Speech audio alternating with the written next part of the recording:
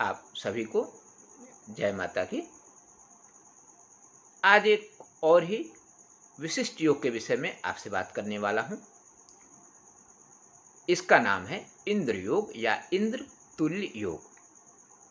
इसका मतलब यही हुआ कि जिसके भी कुंडली में यह योग बनता है वह इंद्र के समान समस्त जनों पे राज करता है। जैसे इंद्र का राज समस्त देवताओं पे है, इसी प्रकार वह मानव या वह प्राणी जिसके कुंडली में इंद्र योग हो वह अपने समाज, अपने राज्य या अपने राष्ट्र पर राज कर सकता है, या राज करने के साथ ही उसको किसी प्रशासनिक पद या किसी संवैधानिक पद पर आसीन होने का मौका भी मिल जाता है, भले उसकी वर्तमान परिस्थितियां या उसकी पारिवारिक पृष्ठभूमि कैसे भी हो।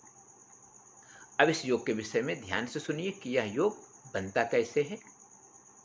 यदि किसी जातक का लग्न धनु हो और उसमें सूर्य बलवान होकर बैठे हों, यानी सूर्य किसी प्रकार से कमजोर ना हो, चंद्रमा और मंगल उस कुंडली में 10वें भाव यानी कर्म भाव में स्थित हों, और शुक्र एकादश यानी आय भाव या द्वादश यानी व्यय भाव, इन दोनों भाव में किसी भी भाव में स्थित हो, ऐसे व्यक्ति के कुंडली में इंद्र तुल्य या इंद्र योग बनता है।